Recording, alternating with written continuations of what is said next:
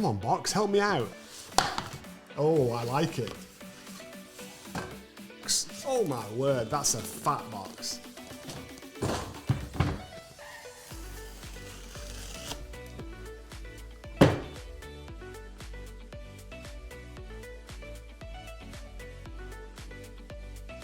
Love today. Like all the new cables have this fabric, not that rubberized cheap junk that everybody else uses. Ah, welcome to the world, little Mac Studio. Doesn't feel too bad. This is the Max, not the Ultra. And so if you've been reading anything about these, you know that the Ultra has a little bit more heat that it generates. And so to cope with that, the Heatsink Inside is a copper heatsink and it weighs about 2 pounds more, 2 whole pounds. This is the lightweight one and you can see at the bottom, I'm glad they said Mac Studio in there because I would have forgotten what it was. And the MacBook Pro says the same thing. So this helps people like me out because otherwise I might have got it confused with my Mac Mini, even though it looks like a Mac Mini that ate too many chocolates, but we're gonna leave it at that. Lots of little holes at the bottom. They got all excited about how many holes they've got to let the air go in, sucks it in from the bottom. So don't be that dude that puts it on your blanket so it can't get airflow in because it's gonna cause a problem. And then air comes out the back from all these thousands and thousands and thousands and millions of little holes that they made a mini cheese grater for. There's all the ports on the back. Look how symmetrical, the power in the middle. All the USB-Cs on one side, the USBs on the other side. Headphone jack, Ethernet, 10 gigabit Ethernet, peeps. Those suckers are expensive and that moves some data. So that was a great move by Apple. Then they undid it by using the inferior 2.0 HDMI, not even 2.1. Come on. We give and we take away, like just give, it's expensive. But it all looks okay. Stay with me. Let me go back to the front and ask you again. What is wrong with this picture? Is it me, or am I the only person, and I don't think I am, who finds it strange that the SD card slot is horizontal, but the USB-Cs are vertical? Why not just make them all horizontal so that they all look the same? This is the front of the computer. I have OCD. Do they not understand? Every time I look at this underneath the monitor, I'm going to ask myself, why does it have mismatched slots? It looks like a snowman with his eyes and his nose at Christmas time. This should have all been the same. I have nothing more. I'll be back when I've played with it so I can tell you how it performs. I don't really know where to start on this one. Apple's new Mac Studio. On paper, it sounds incredible. They threw all these stats up on the screen and said it was better than this and better than that, and oh, look at the performance lines. And then reality sets in when it gets delivered. Here it is sitting next to a Mac Mini. It's about 2 and a little bit tall, maybe 2.5 times the height of a Mac Mini. It's like the studio display. It's a little fatter. It's a little stockier. It's a little thicker. It feels like it's up to the task of a bit more work. And I think this is the thing about Apple's new direction. In the good old days, you would buy an iMac and you could spec it out as a low spec or a mid spec or a high spec. You could put an i5 in there, you could put an i7 in there. And even within the i7, you had different options and more memory and more storage. And it's almost as though now they've decided we don't want to do that anymore. Instead of it being the same device with good, better, best, now it's a good device, a better device that's different, and then a best. And what they've done to achieve that, I don't know whether it's a good thing or not. And here's what I mean. I can get a Mac Mini with an M1, and I can get 8 gig or 16, but I can't have 32. I can get a Mac Studio, but I can't have 16. And it's almost like they have deliberately created barriers to stop there being any overlap. If you're a glass half full kind of person, you'd say that's awesome because they're different classes of devices. If you're a glass half empty kind of person, you would probably say with a little bit of cynicism, well, that's because they're being sneaky and they don't want you to realize the performance gap isn't as big as it looks. Because obviously, something with 32 gigabytes of RAM is going to perform better than something with 8 gigabytes of RAM. But you've all seen the benchmarks. There's plenty of them out there. Go check them out. The M1 chip in single core performance is pretty much identical at the $599 on sale Mac Mini all the way up to the $4,000 Ultra. Single core performance doesn't change. We would never have accepted that from an Intel chip. We would have expected that the single core would be higher in an i7 than an i5. It would be higher in an i5 than an i3. But Apple's pulling it off. And we're saying it's okay by buying these devices and getting all excited about them. So accepting this natural delineation point that we currently have, and we're going to get a fourth tier, the Mac Pro. They've told us the Mac Pro's coming. I'm going to guess it's going to be double Ultra. And there's going to be like 4 of the suckers glued together like a piece of Lego. But whatever it is, if the Ultra starts at 128, I would be amazed if the Mac Pro started at anything less than 256 gig, because they're going to want to create that delineation point again and make sure that the best of the best has no overlap from best of the rest. Why am I talking about this? Because ultimately, who is this computer for?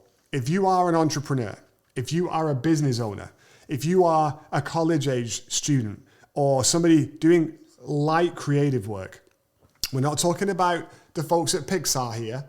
You are probably thinking one of these two devices could be the answer in any of those categories for a desktop computer. Obviously, if you need to be on the road, you're going to choose a laptop because you need the portability. This is for somebody who doesn't need to be on the road a lot, although this isn't so bad that you couldn't throw it in a backpack. I was just talking about this with TJ, my video guy, and we were saying if we were traveling somewhere for a couple of weeks, we could absolutely throw this in a backpack, take the keyboard and mouse, and just hook it into the TV in the hotel room, or just go buy a monitor for $100 or whatever from Amazon, get it delivered to the hotel room or the Airbnb, hook it up, use it, and then just go sell it on Craigslist or just leave it there. I mean, it wouldn't be the end of the world. With that said, this is really for people who need a desktop, and you're going to plug in, most likely, a normal average level monitor. Go check out the Mac Studio Display review we posted here just a little while ago. It's a stunning monitor. It's beautiful in every way. But at that price point, I don't know who's buying it. I did some research after recording that, and for less than the $15.99, you can get a larger OLED LED display with 120 hertz of smoothness for about $300 to $400 less. So we're not talking about plugging this into the very expensive Studio Display. We're talking about most people are going to plug this into a $300, $400, $500 monitor because that's probably what you've already got, or that's what you feel comfortable spending. And frankly, for most things, that's kind of good enough, again, unless you're at that kind of unique, ultra high level. In that usage case scenario, why are you buying this? You need more performance than a Mac Mini. Okay, I get it. But it's twice the price. This Mac Mini is a 16 gig 512. I bought it for $999. This is literally twice the price. But I'm not getting twice the performance. So we did a little bit of benchmarking here at Team Mikey. And we had this thing fired up in the studio. And I actually have a 16-inch MacBook Pro, which is the Pro chip, not the Max chip. So I was kind of curious because we've done some benchmarks on the M1, some exports and that kind of stuff, working in Final Cut. We've done the same thing on the MacBook Pro. Now we did it on the Mac Studio. Was it quicker? Yes. Was it night and day quicker and change your life quicker? No. And if you've been watching reviews on this, you'll notice that all of the reviewers that got this early and ahead of time and didn't have to go buy one like me, they all got delivered an Ultra with 128 gig. That's great, but most average people aren't going to spend $4,000. It's a very unique use case. When you compare this with the Max chip to an M1 regular or even an M1 Pro, which are kind of the baseline models of each of these devices. I am going to tell you, the difference was not that great. I was surprised at how little the difference was in some cases. On the Final Cut timeline, as I'm scrubbing along, I would have to still wait for the thumbnails to propagate as it moves through the timeline. I was not expecting that at a 32 gigabytes and an M1 Max. On the export, yes, it did export out much quicker than the 16-inch MacBook Pro with a M1 Pro chip, and obviously quicker than the regular M1. But it still wasn't mind-blowing. Check out these numbers from our not so sophisticated, not scientific 4K export test to see what I mean. The Alienware still is killing it on everything. And I think some of that's because it has dedicated video graphics as well as dedicated memory for the system. This is shared memory. Call it unified, call it what you want. This is shared memory in the Windows world. And so the graphics are pulling from that same memory. What am I saying? Am I saying, against most reviews that I've read so far, that this is not worth buying? Maybe. Am I saying this is not the greatest thing since sliced bread? Maybe. I think you've got to be really clear about what you need to do, because if you want average everyday performance, the M1 is enough as the Mini or as the iMac.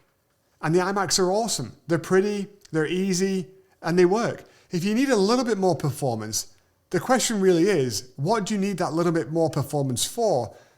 Is it really taxing these M1 chips to the point where they don't function? Or is it just something to have that's nice? I think most people who are buying this, if you are like me, you have an expectation, 32 gig, M1 Max, this thing is going to be a powerhouse. You're going to be left underwhelmed. Yes, it was good. Yes, it was a little bit smoother, but it was incremental. It wasn't generational. Now, I don't have an Ultra, so I can't comment on that, but I'm going to guess with two of these chips together and 128 gig of RAM, that bad boy probably flies, but it's $4,000. So let's talk about money and let's do some quick math here, because here's what I think would be a better buy. If you really want some performance and you really think the Max chip's the way to go, especially if you're thinking you still want to have a little bit of portability outside the home. $19.99. You know they're going to be on sale if you go to a third-party reseller within a week, if not already. $100 off, $200 off, that's what they always do. But let's just stick at $19.99. Okay, you've probably got a monitor at home already and a keyboard and a mouse. So let's pretend you're not buying those things, because if you are, and if you're buying an Apple keyboard and trackpad or mouse, that's going to be a few $100s on top. Assuming you don't need those, this is the exact same device as the $3,500 16-inch MacBook Pro with an M1 Max chip in it. So there's a $1,500 difference. So let me throw this at you. I was at Best Buy this weekend, and they have the 14-inch MacBook Pro with the Pro chip. They have it on sale for $1,749. So let me ask you this question. If you want to be mobile with a powerful M1 processor, do you think the best move is to go $3,500 for an M1 Max, or buy the 14-inch M1 Pro and a studio? You're going to have the power when you need it in the work, office, or at home. You're going to have the portability with almost as much power in the MacBook Pro, and you will have only spent a couple $100 more. So in my mind, that's a great kind of trade-off if you need that portability and you want some power when you're at the house. If you don't, and being at the desk is all you ever need, you can do this. But in the Windows world, you will find deals and sales on gaming machines that are $13.99, $15.99, $17.99. I'm not saying they're going to blow this away. They're definitely going to sound like jet engines, and they're definitely going to pile out the heat. But performance-wise, they're going to be close. If you put a good graphics card in, they may even outperform it. But the big difference is when you want to make a change, you can do it. And that is the ultimate Achilles heel, I think, with this. It's not as powerful as I hoped. It's not as strong as I thought it would be. I can't change a thing in it, so I'm going to be stuck with it exactly like this for the rest of the time until I buy another one. That's the way Apple makes money. That's the world they want to live in, and that's how they operate. But for you and me, Mr. Everyday Consumer, who has to earn our money and buy our gear, I'm not sure whether that's the best situation to be. So let me just wrap up here a few thoughts on this device. Is this a great device?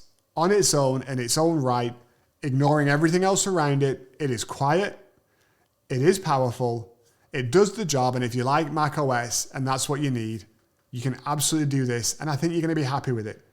But if you think this is going to be transformative from an M1 or an M1 Pro, I think you're going to be disappointed. You heard it here first. And unless you can spend $4,000 on an Ultra, you might not be getting what you think you're getting. Thanks for watching. Comments below. Don't forget to hit that subscribe button. And this is also available, micdropstech.com. Till next time, let's go out there and be amazing.